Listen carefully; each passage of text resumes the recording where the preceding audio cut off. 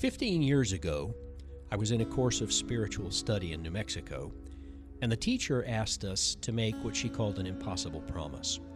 What she meant by that was to commit to something that we had no idea what it might turn out to be. So I made an impossible promise that somehow innocence and forgiveness would find their way into the world. In short order, I actually forgot the impossible promise. But a few years later, I was on the phone with my sister, and she said something that day. Specifically, nobody ever went to the grave wishing they had worked another day, and I had an epiphany. I realized that was not true about me. I love the kinds of work that I do in the world. And on that particular day, I realized that there were two stories I absolutely had to tell before my life ended. The first one began with a conversation I was having long distance, written actually, with a serial killer. He was a guy who'd killed 8 women and was incarcerated. He was going to be put to death. And he wasn't fighting it. He told a remarkable story about what it was that had happened to him and how it came to pass. And I was completely captivated with the things he told me.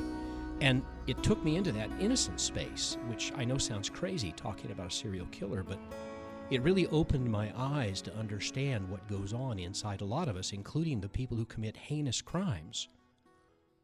So I decided I needed to tell that story. It's a book that became A Killer's Grace, first published in 2012, and now coming out as a second edition from Terra Nova in 2016. I didn't capture much of the serial killer's story, only some key points that launched the plot, which is a journalist, Kevin Pitcairn, who's in New Mexico, and he's trying to make peace with his own life. It's a redemption story. It's what I sometimes call the dark side of innocence, because it's really, in some ways, a fairly ugly tale as he goes to bat for a serial killer. And in order to do that, he's got to make his way through his own dark, difficult, alcoholic, emotionally abusive history. Interestingly enough, somebody asked me one day about whether or not it was autobiographical. And they didn't mean, are you a serial killer? They meant, like, what part of this story is your story? Pitcairn, the journalist who's working this deal out, he is very much me, although our stories are much different. I, too, have been seeking this kind of redemption that comes as a result of reconciling to one's past. So for me, it was my own innocence story of trying to find my way to innocence. It was about the time that I was in the process of writing A Killer's Grace that I was in Victoria, British Columbia on a vacation, a writing vacation, which is something I do. And I went out for a urban walkabout that day with a backpack and had my laptop and a newspaper and things to read and things to write in. And I walked through the park there, right in the middle of Victoria, and I didn't know there was a petting zoo there. In it were goats, and the goats were around me, and in the middle of this experience with these goats, which was really extraordinary for me, a flock of crows showed up and just made a racket.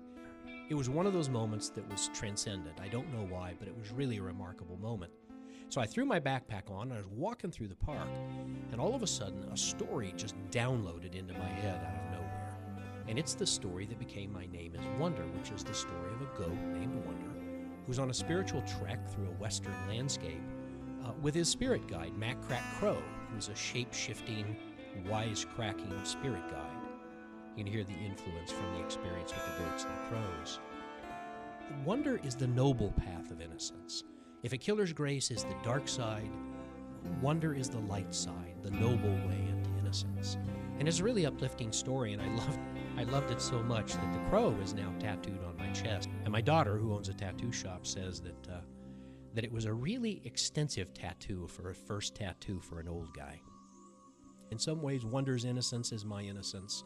I'm certainly Mac Crack, the wise, shape-shifting form, I think. And there's another character in there, an old goat named Oren, who's a very, very old soul who's wise, and he too is me. Both these stories are coming out in 2016, which is remarkable, connecting back to the impossible promise that somehow or another this message would find a way into the world. And in the middle of all this, my nonfiction publisher, Ozark Mountain Publishing, decided that they would put out my audio set, The Way of Spirit, which is another variation on this theme of innocence. It's a fairly dense exploration of how spirit works in the world and how it plays out in and through us. So here I am with a trifecta. I've got these 2 books that I just had to write, telling the stories that were essential. The spiritual framework, which I just knew had to come into the world. And it all coincides with my 60th birthday, which has got to be a really, really good sign. I have this incredible humility about this coming forward and a deep deal of gratitude. But another piece of this that I have to tell the story is my other totems. That's my daughters, Natalie and Brianne, who are actually my stepdaughters. Wonder is dedicated to them, and they've been an incredibly important part of this ride. That spiritual teacher who wanted me to make an impossible promise said that's because they love me and I don't know how to take it, and I think that's as fair a statement as any. And so even this recording is dedicated to them. They volunteered to be my kids, and I volunteered to be their dad, and is a beautiful outcome. So I need your help. It's been really clear to me that I can't get this message out by myself, and so I'm asking you to check out these books, the audio set. If you like what you hear, pass it on, because the message of innocence and forgiveness needs to find its way into the world. My name is Ronald Chapman, and I guess the truth is, I'm just compelled to tell these stories.